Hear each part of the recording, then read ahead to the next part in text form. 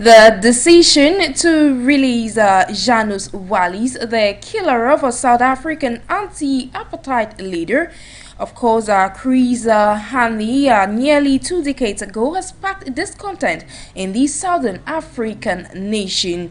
Of course, Janus, a Polish citizen, was stabbed in prison shortly after he was granted parole by South Africa's Constitutional Court last week and was expected to be released imminently. A decision that was met, of course, with fierce criticisms and protests across the Southern African nation. Hani was a senior member of the now ruling African National Congress and head of the South African Communist Party at the time and was shot outside his home in 1993. His killing triggered nationwide riots that tried to derail the country's transition to multiracial democracy after decades of white minority rule under apartheid. Today we are trying to understand what is happening in the Southern African nation. Stay with us.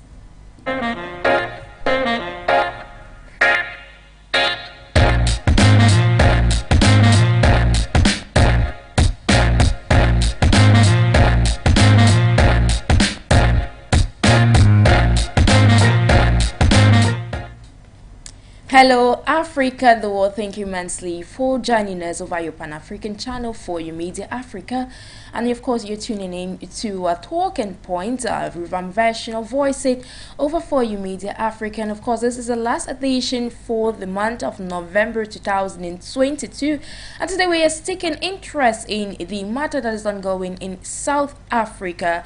Ladies and gentlemen, we're joined by, of course, Isaac Mosalani, who is an Attorney General, joining us all the way from Mokwane, South Africa. Good day to you, sir.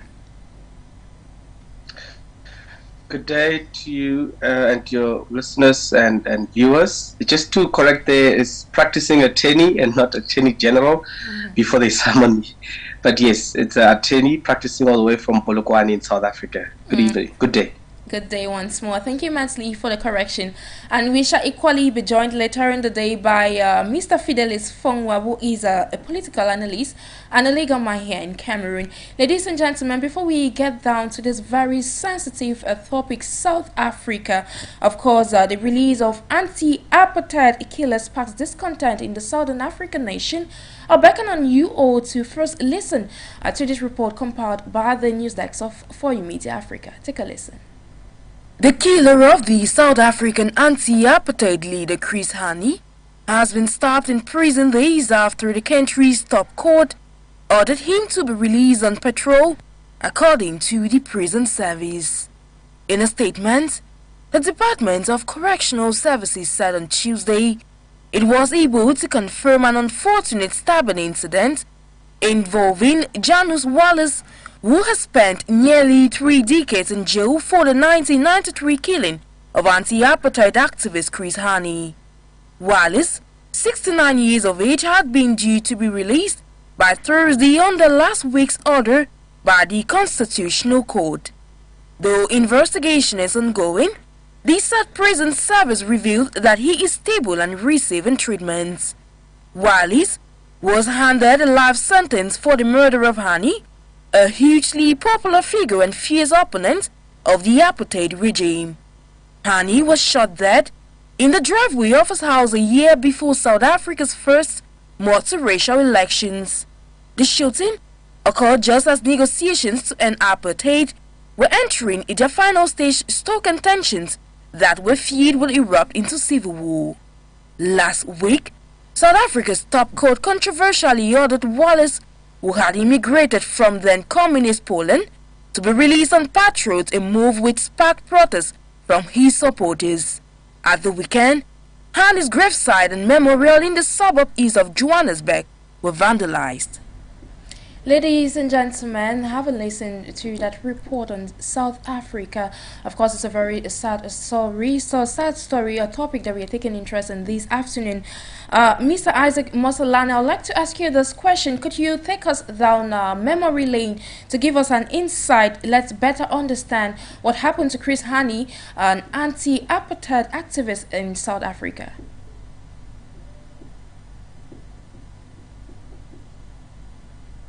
Mm, are we sorry, we can barely get you from this end. Am I audible now?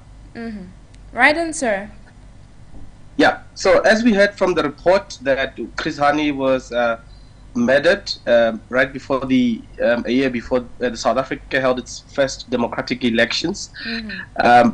It's correct. And before that, if you had been convicted of murder in South Africa before around 1998, 1996, 98, you would have been sentenced to death. Yes. And this is the case for Janus as well. Janus was sentenced to death.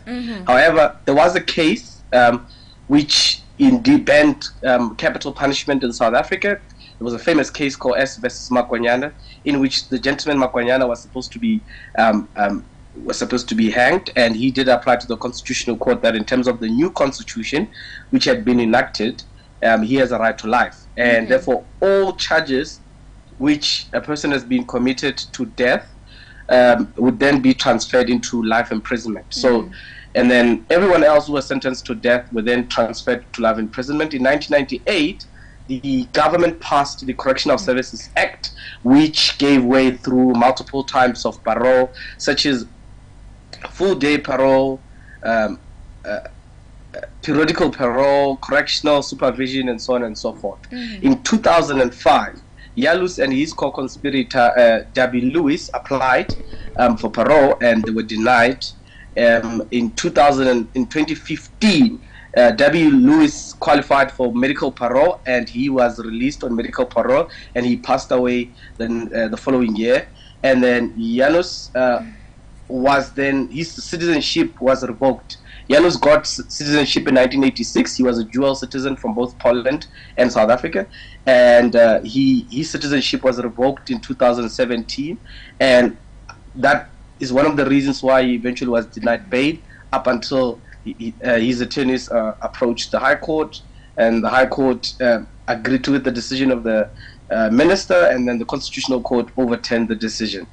That is this brief history, but in actual fact, all this started with the S versus Makwanyana court case, which eventually banned capital punishment in South Africa. As the enactment of the Correctional Services Act, which also gave way to multiple number of different parole, one of them being medical parole, or full-day parole, or a periodical parole, or parental supervision. In any case, in general, every person in South Africa who has been convicted qualifies for parole, and one may look at the sort of avenues that they have that they can utilize in order for them to access that particular parole. Thank you immensely for the detailed history on actually what happened there in South Africa. Then you said there was a law that brought about removing from death sentence, or moving from death sentence to life imprisonment, or the right to life. Now, could you tell us about the mastermind of this assassination of Chris Hani, and why it's such a controversial case in South Africa? Look, as the report that which we've heard from your colleague right now states, that assassination caused an almost civil war until Nelson Mandela appeared for the first time on national television and addressed the nation to calm down, because there are certain people that viewed Chris Hani as a potential future president of the country, and there were a lot of people who admired his socialistic views. And his assassination came in as a threat to a stability which, for all intents and purposes, wanted to be maintained by the first president of the country, in order to move the country where it is, where in future we are able, as young people, and the democracy has matured, we're able to change a lot of systematic issues which come from the apartheid government. So his assassination led to a lot of uproar, and a lot of people were not happy, because essentially you're destabilizing a particular movement, and we know within movements there are divisions, and you are literally doing away with the succession lineage of a particular political party, or succession plans of a particular party, or even a roadmap, because we don't even know what role would Chris Hani partake in the new government of the ANC. And so at that time it caused an uproar, at that time, people felt like we would go into a civil war, and particularly in Gauteng, where a lot of media was centered around what was happening in Gauteng, Gauteng province at the time. Okay, now you are in South Africa. We've had the latest reports given the protests that took place over the weekend, and now we're getting reports that Janus was actually stabbed while in prison. What's the atmosphere like there in the Southern African nation? So first, let's start with the protests, right? There are mixed reviews with related to the protest that is happening, particularly protests from parties that form part of the governing party, to say, but you could not be surprised at the decision of the Constitutional Court, because the Constitutional Court uphold the Constitution, uphold the laws that fall under the Constitution. And if a governing party has passed laws in which every person within the country can have access to, you shouldn't be surprised if someone else managed to benefit from those laws that you have created. So it shouldn't have been a surprise on political parties such as the South African Communist Party, which is part of the tripartite alliance with the ruling government, ANC. They shouldn't be surprised that a person managed to succeed through the laws in the country that exist for everyone else. I mean, Janus was not convicted for treason. He was convicted for murder, and obviously any other person convicted for murder will be subjected to the very same laws in the country, barring a couple of exceptional circumstances there and there. Second thing is that the recent report about his stabbing in prison at the Kgoshi Mampuru prison in Pretoria, or Tshwane, I mean, there's a bit of a mixed reaction, in the sense that there are some people that may dispute that the stabbing did actually happen. I mean, there are a lot of conspiracy theories that are running around, but the reviews are quite mixed in the country. I think at this point in time, a lot of South Africans are just watching and waiting to see what will happen, because, as I said, in 2017 his citizenship was revoked, and therefore he's been recently granted residency in the country to serve his parole. And so people are watching all these decisions by the executive government, and they're waiting to see what will happen. I can assure you that a couple of civil society organizations are also watching all these decisions, because they may affect future convicted prisoners, convicted persons in future, that they may also benefit from the same laws that any other person in the country has benefited from. But just to recap, in terms of the protest by political parties, they're in Parliament, they make laws, they know the laws that exist. The Correctional Services Act was passed in 1998, and so they are well aware. W. Lewis qualified through medical parole, which is another parole which was created through that very same legislature. So for us to see political parties protesting instead of enacting laws to deal with the same problems, it's a surprise. But there are people who are supporting their protest, saying the protest is legitimized or legitimate, and so on and so forth. But some of us are shocked that political parties are protesting when they know these laws that they've made for the people. Thank you immensely for the detailed contribution. It's often said that laws are meant to govern a nation, and of course must be respected by every citizen of each and every country. Now you are a practicing attorney, as you earlier mentioned, and you cannot overrule the decision made by the Constitutional Court. But then I would like to ask you, as a practicing attorney, in your opinion, what's your opinion regarding this decision that was taken by the Constitutional Court there in your country? As I stated, the Constitutional Court can only work within the ambit of the Constitution. They cannot amend the Constitution. That is for Parliament, a two-thirds majority in Parliament to do. And so the Constitutional Court works within the ambit of the law. Personally, we might have feelings such as they shouldn't have done it, but that would be unlawful, inconsistent with the Constitution. So basically, my feeling on the matter is the Constitutional Court is able to uphold the Constitution as they should. We should have faith that as long as the Constitutional Court is not swayed in by emotions, then we should be happy as a nation. Even though the decision may not favor us or we may not like it, we should be happy that at the end of the day we are a constitutional democratic country with a Constitutional Court that is able to uphold the laws. Anything else which is beyond the Constitution, because we've got three arms of government, and one of them is judiciary, with the Chief Justice as the head of the judiciary. You have the executive and you have the legislative branch. It is up to the legislative branch to now go back to their thinking board, or to go back to their laurels, to go back to the drawing board, and then figure out a way in which they can combat something as huge as this. Because remember, it's not only Janus as well who was a political prisoner, lack of a better word. There are a lot of political prisoners which are still in prison, and that a lot of people are still fighting for, to say they must also be released. And so all these conversation, as much as society might have their input on what they feel about it, at the end of the day, it's up to the politicians to do something right with the powers they have, the powers that they were given by voters, to say, you are a legislative branch, or you're part of a legislative branch, propose laws in order to of the feeling of the majority. I mean, we were talking about this particular issue to say political parties cannot protest when they know what their powers are.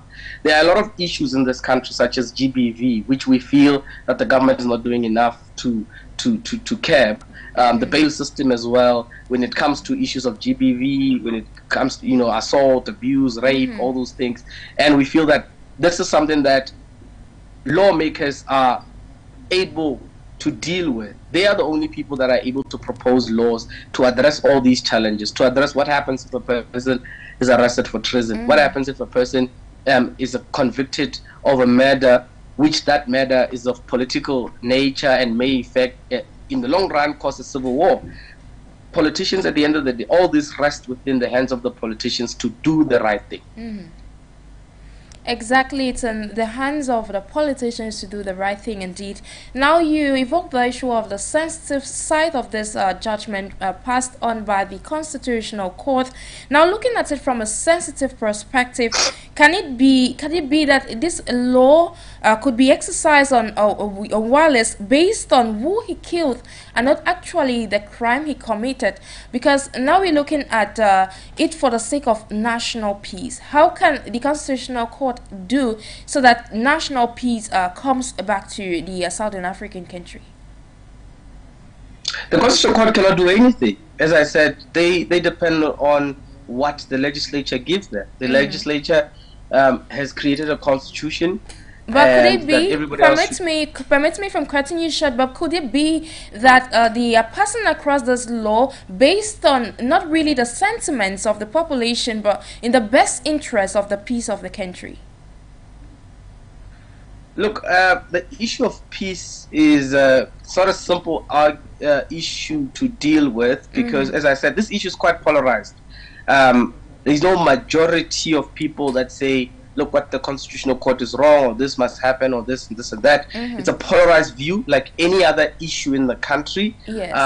And I don't think us having different views means that we are having infighting. It's just that our democracy has matured to a point where everyone, everywhere, is able to have a discourse about anything that goes on in the country. So even if you fix Janus, which would be wrong, because if you pass a law of general application, but single out one person and say, well, we are going to treat you different, then that person will simply take that decision of the executive to the constitution, to a court, and the court will overturn that particular decision. So any case, the courts are the last check and balances of the executive, the legislature. And so anything that those two branches do, someone will still go to court and challenge those decisions, and the court would have to uphold the law. So the legislatures must also first change the laws, so that when they make decisions after changing the law, the courts can uphold that law which has been changed. But if they don't change the laws and then still make their own, because it's quite dangerous to then act outside the ambit of your constitution that you have agreed with your people. It's quite dangerous to have an authoritarian view in a democratic country, and it cannot be allowed, because you're then creating a precedence which you cannot stop in future. If we say, well, Janus is not supposed to be dealt with by the current laws we have because he killed a very important person to South Africa, then a neighbor, a person, an average South African says, then is it fine if my own father is killed? Is it fine if my own brother is killed? Is it fine if my own mother is killed? What's different? What's wrong with my mother that my mother cannot be viewed in the same light as Chris Hani, for example? Yes. We're not saying that Chris Hani was not important, but we're saying everyone is equal before the law in South Africa. If you change that for a specific person, you create an unnecessary precedence which you will not be able to stop in future. B, it is counterintuitive, because if you act ultra vires, if you act outside your scope, that person you're acting outside the scope for will simply go to the courts. The court will act as a check and balance and then overturn that decision. So everything will still go back to the legislative branch of government, which is responsible to making laws in the country. So now can specific decisions be passed depending on the gravity of one's crime?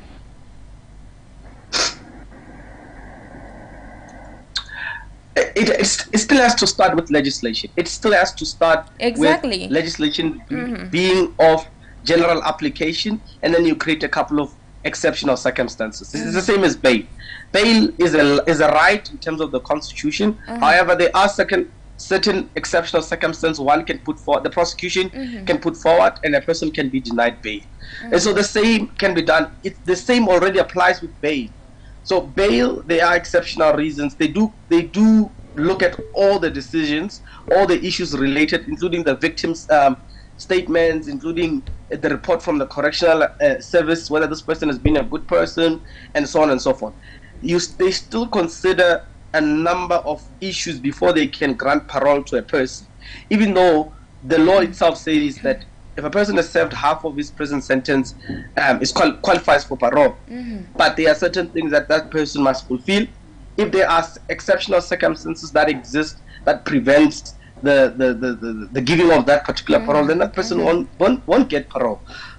But it's very difficult right now for the state to prove that Janus does not qualify for parole based on what they've already created or established or enacted as a government party. Well, that's really, really intriguing. And now you highlighted what the correctional services had earlier stated. Now, just to recall that the correctional services had asked for a delay on Wallace's case, especially when it comes to his release. Now, as a practicing attorney, what measures are actually necessary or needed to effectuate or bring to life this delay which the correctional services are demanding for, just to say that Wallace was actually fit for parole ever since, I think, 2005? I mean, at this point in time, we've seen a notice already coming out that the minister intends on challenging the decision of the Constitutional Court. We'll see whether that will suffice or not, or it's just political talk. And also the recent news that he's been stabbed. I mean, tomorrow he might turn out to be dead, and all this, what we're talking about, may become moot.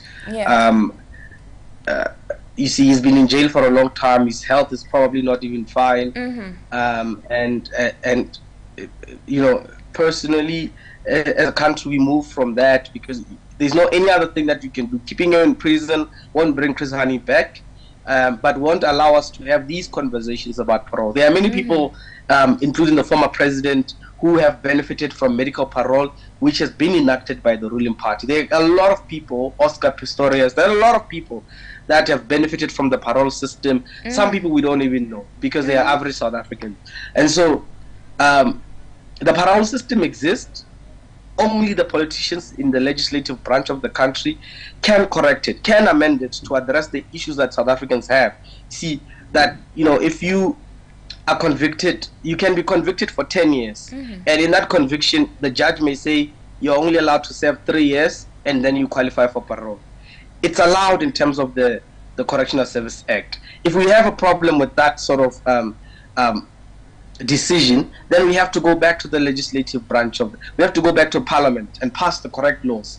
It's allowed. If the judge does not tell us the amount, you know, what number of years a person should serve before they qualify parole, the law already says that if you serve half, so if you're sentenced for life sentence, if you serve 25, and then you qualify for parole. If you're sentenced for 5 years, after 2 years, you qualify for parole. These are things which are in the law, that the courts must uphold the law. And so that's what I'm saying. The legislative branch of government needs to sit down, amend the laws in which the high courts can uphold. So exactly, sir, in that light, what does this say when it comes to the multiracial or constitutional democracy of the country? It really says nothing, because what Janus benefited from is something that happens on a daily basis. It's just that this one attracted a lot of social media spark, because of the current generation we're in, where everything is on social media and everyone is allowed to have a communication. But it doesn't mean if it's trending on Twitter and people are talking about it, it's trending everywhere. It's not a topic. I mean, I've not seen such a topic on Facebook, on my Facebook timeline. And we can argue that my Facebook timeline is narrow, so I don't see everything. But at the same time, you can't argue that the views on Twitter, polarized as they are, represent the views of South Africa. That's not the case. If it was, some political parties would have won national government by now. So we don't know what South Africans are saying, all of them, because we have not collected enough data to say that South Africans are saying this. But I can assure you that things are going as normal. We're just watching. At this point in time, I can say with certainty that we're just watching how things are going to go. And as legal practitioners, we are just watching also to see how some of the decisions of government can be used in future. And that's why I'm saying it's a dangerous precedence to set. If you do anything else as government which is outside your scope, legal practitioners are definitely watching.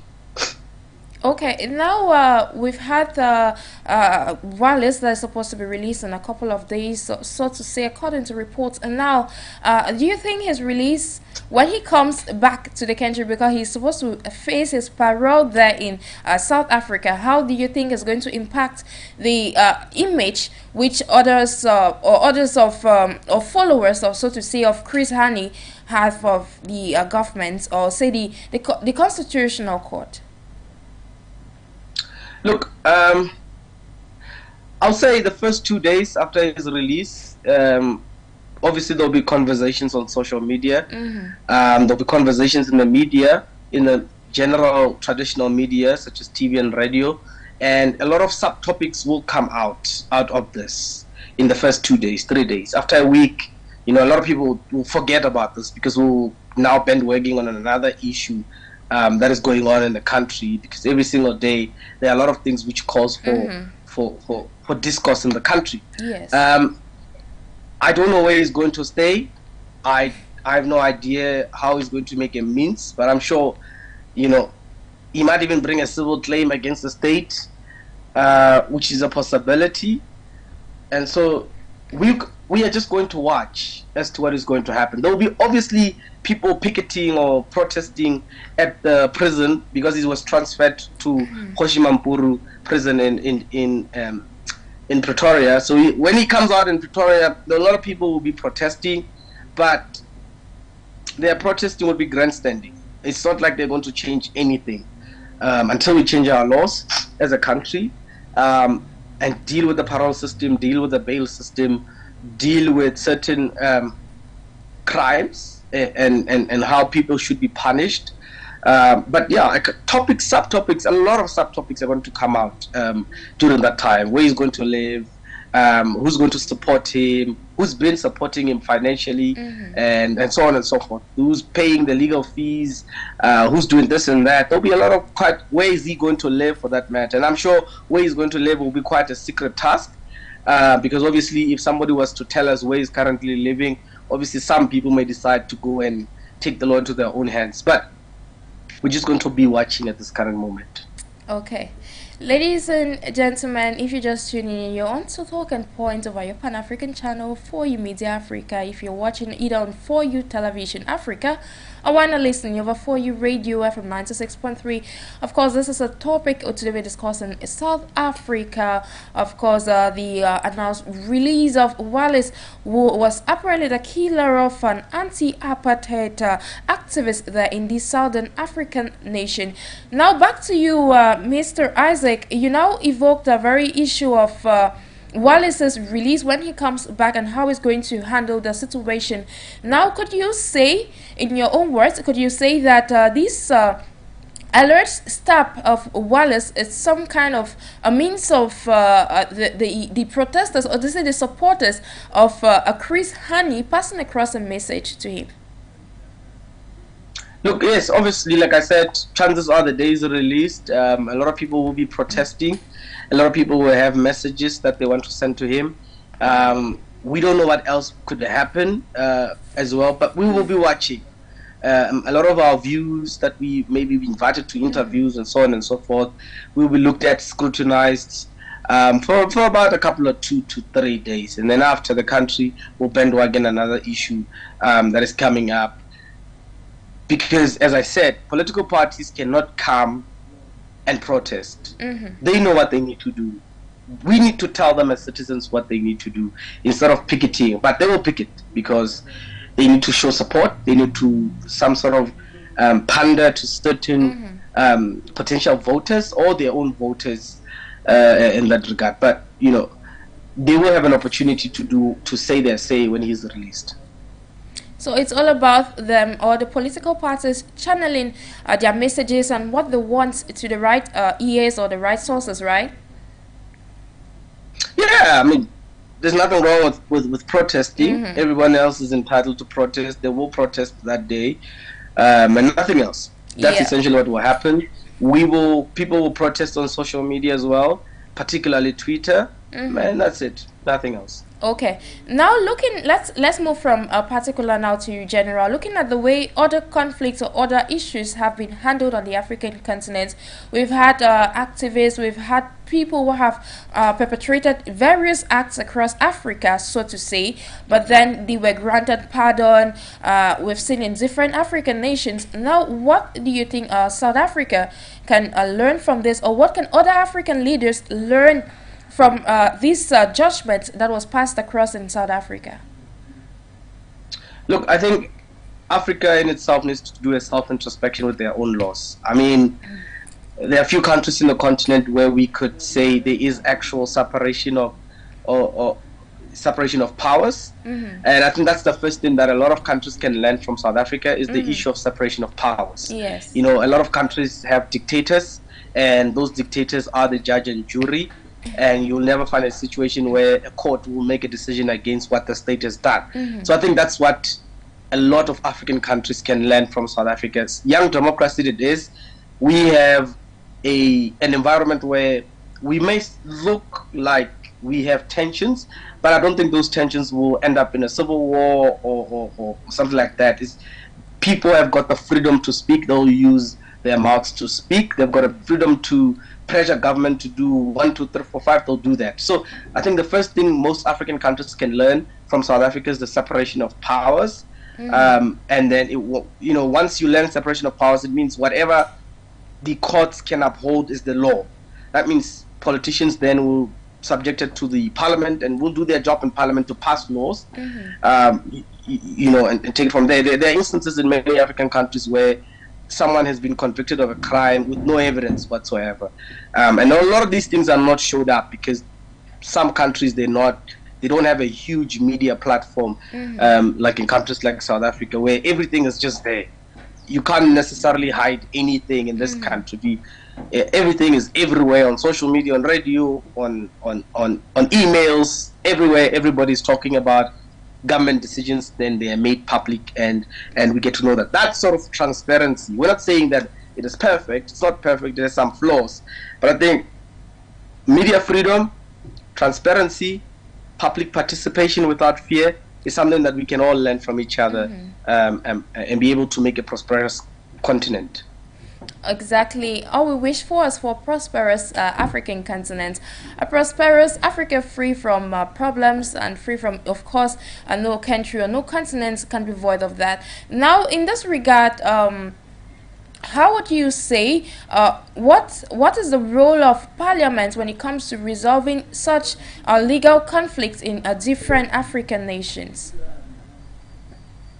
Unfortunately, because of sovereignty, South African Parliament can't do much. With the Parliament of the African Parliament, which is just held in South Africa, it doesn't have much to influence decisions in individual African countries.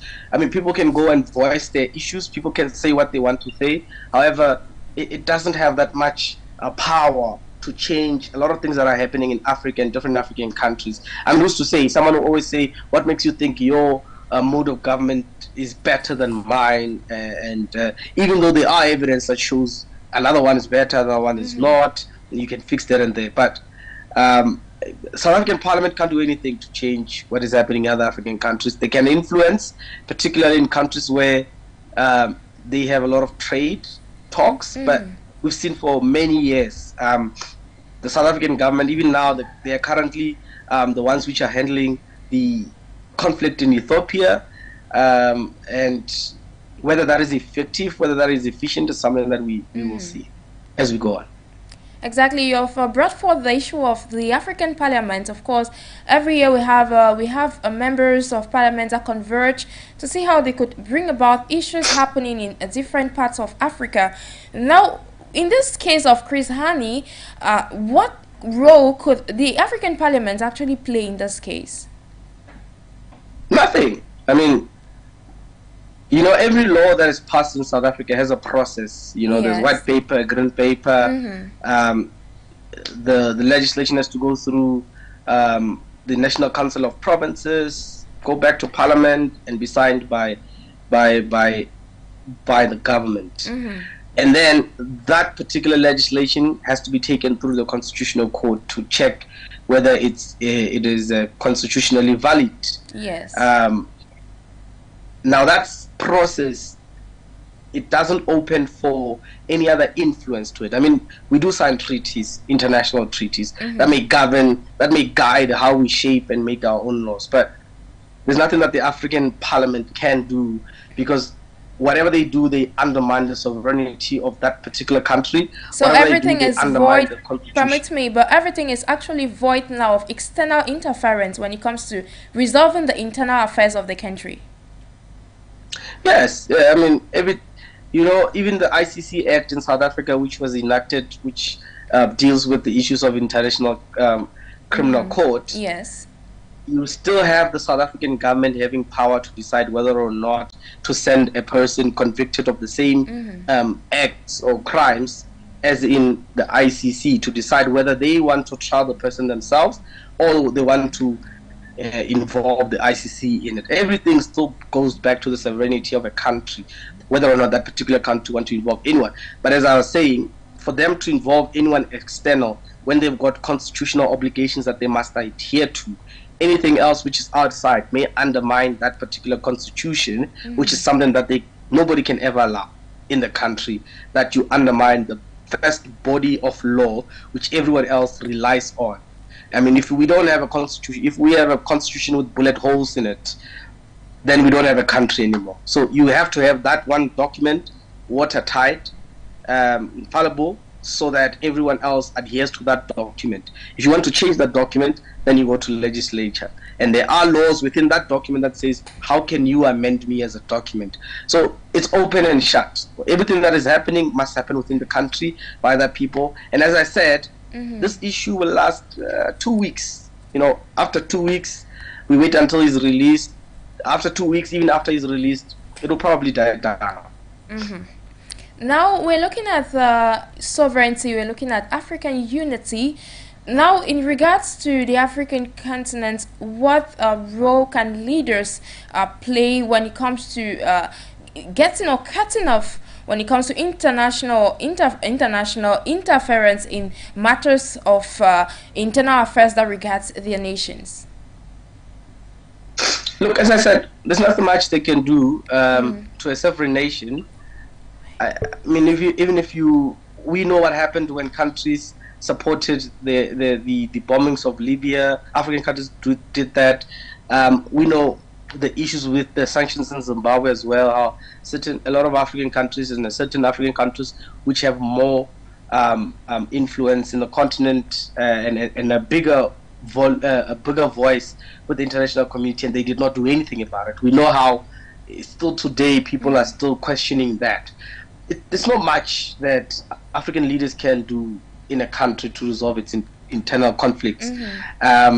In South Africa's case, we don't have any conflicts. It's just polarized views, and those polarized views, you find that they're actually minimum than what social media says, because there are less few people on, particularly on Twitter in this country, than what a lot of people want to make you believe, and so. And I think that's what our government counts on the fact that social media trends are not representative of what actually the majority is saying.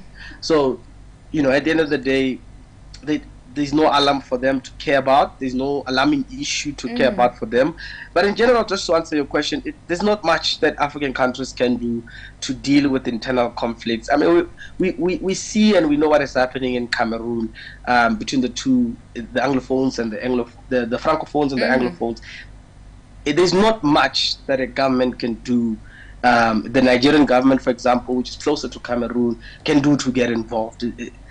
It will be undermining its sovereignty. You create an unnecessary precedence where in future you can't stop it, because now invasion is quite easy because we've normalized it. So normalizing invasion and interference shouldn't be something that that happens. We've seen how certain countries like Swaziland have attacked back South African politicians who spoke out against the monarchy and what they're doing, because there's nothing else that they can do.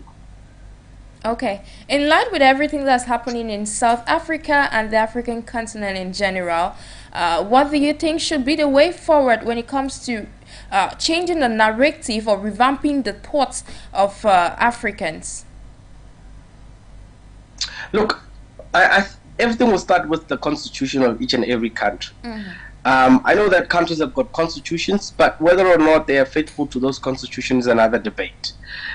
Secondly, we have to deal with the issue of separation of powers.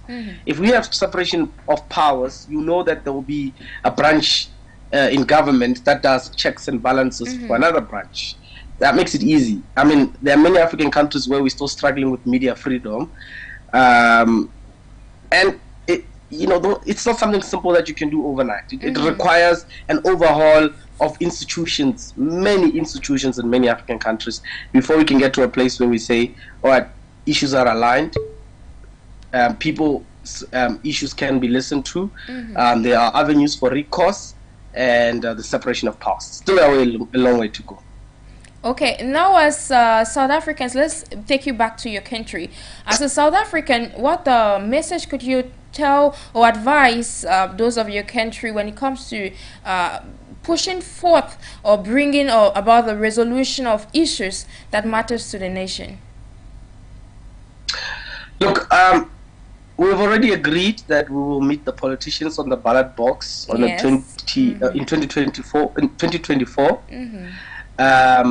And that's the only case. I mean, every issue that we have in South Africa, a lot of people have said, look, we'll see the government in 2024, because that's our way of addressing the government. And you'd wish the same was in many other countries in Africa, but we've read a lot of reports of human rights violation during elections. We read a lot of fraud. It's beautiful watching the elections in Kenya being disputed in a court of law. Yes, it's beautiful because there needs to be checks and balances. It's nice to see. So my message to South Africans is the message that we all have currently, is that we will see the government in 2024. That's the only thing. But in the meantime, we just need to make them aware that we know what you're supposed to do. You're not doing it, and we're not stupid. We can see. Wow, making your decisions known in 2024 is something, but then does the young generation do have a role to play? Because when we're going down memory lane, they really don't master what happened in 1993 and really might not be able to reshape the future when it comes to knowing their history. Now, what role can the young generation play in this anticipated future which the population of South Africa is anticipating for 2024? In 2024, somebody born in 94 would be 30 years old. Yes. And so for you can imagine how many young people of that age are well aware of what is happening in the country, how many issues have affected them in that 30 years. So I don't think we have an issue when it comes to young people, because young people are seeing what is happening. Young people are already participating in politics in many numbers as we speak, in civil organizations, just participating in making sure that this country is better. And so in 2024, probably majority of this country will be young people, and people really are eager for the ballot box.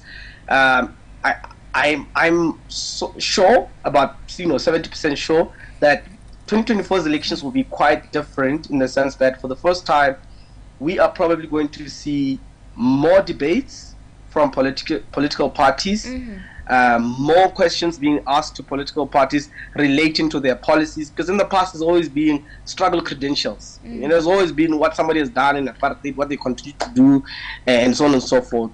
But in certain parts of the country, we've seen young people voting for different political parties. We've seen a lot of people moving away from your current ruling party, the ANC, due to them wanting to know what will they be doing in terms of policy-wise. And that is why these days you've got a lot of political parties are pushing right-wing statements, which some people may say it's xenophobia, and some people may say it's not, it's patriotism. Debate for another day. And so these days, political parties are moving more to policy. Vote for me because I will do 1, 2, 3, 4, 5 for you. And those, in my view, will be the first time in that year or the year before the elections, particularly next year, where we are going to see more of a discussions of policies in terms of elections than we've ever in the entire history of this democratic nation, which would be around 30 years. So you can see right now what politicians are doing. They're trying to resolve, particularly the ruling party. You see what is currently doing, resolving things that people have been complaining about for a long time, because they know that these are the issues that will determine whether or not they come back in power.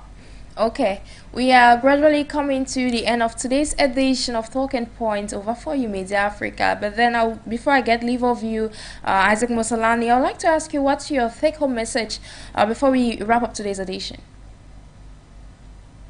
What's my what? Your take-home message to the people, most especially of South Africa, when it comes to the recent developments that's ongoing there. Look, as a legal practitioner, all we can do is watch. Follow the steps of what the government is doing, what decisions they are making, what is happening, any domino effect or potential domino effect. As a South African, again, I'd say, let's just follow what the government is doing, and if we have solutions, let's propose them. We still have time. Parliament still meets, so we still have time to propose ideas, and not just tweet. Let's propose ideas in order to help this government, because it is our government. Everyone is entitled to participate in the government one way or another. So my takeaway from you is that in the meantime, let's just watch. But if you've got proposals, bring them forward. And as I said, we will meet in 2024. And before I ask you this last question, before I get leave of you, what message, you said we should always propose, or South Africans should always bring forth what they think. Now, what lesson can other Africans learn from this? I said in the beginning that different African countries deal with conflict differently. Some are quick to bear arms, and go to war. Some can't even go to war because the ruling government uses authoritative measures to suppress views. And I think what they can learn is that a lot of African countries have got majority young people. They've got a fairly young population that has different views, and I think what we can learn from them is the best way to do is to find a way in which you can replace your government, and then establish democratic institutions which you all can be accountable to them. Some small French revolution there and there, to really take back power and give it to the people. That's the only thing you can learn, because a lot of people will see these infighting on social media of South Africans, and they think that there's a war brewing, and I can tell you none of that. We just enjoy talking, because we have the freedom to talk, and that's it. if people want to protest, I live in a city where we can protest and the entire country will not know that we have protested, because it's not much of a big deal. It's something common that happens when communities can't seem to have a government address their issues. They take it to the street and force government to come out in that level, municipal government, provincial government, to come out and listen to them and do what they need to do. So polarized views in the country are normal, are very normal. And I think that's what a lot of countries in Africa should learn, is that it's okay to be different in opinion. Yes. It's okay to be different in terms of religious convictions. It's okay to have a different opinion, as long as that opinion is not harmful in any way or another. It's not racist, it's not sexist, it's not homophobic, it doesn't harm any other human being. You have an opinion, use it to fight. Maybe that opinion may attract people who have the financial muscle to back you, and then you end up occupying positions of leadership where you are able to address these issues. So I think a lot of people can learn from South Africa to say, once we've reached a stage where everyone can speak in a country, then we're moving forward, because just able to have freedom of speech is a luxury in many African countries, something that we take for granted as South Africans. Thank you immensely for that closing remark there. I want to say that every African have the right, of course, to voice out their view, but best in the best of interest of the African continent. And I would like to say thank you so much, Isaac Mozalane, who is a practicing attorney in Polokwane, South Africa. Thank you immensely for joining us. Thank you so much for having me, Sharon. Thank you so much. Ladies and gentlemen, we have come to the end of today's edition of a Talking Point over For You Media Africa. We were on a For You Media Television Live, and of course are relaying over For You Radio from 96.3. I have been Jakes Napase for presentation. Today we're talking South Africa. Why not next month, December, we shall be talking something else. Stay glued to programs of For You Media. Bye-bye.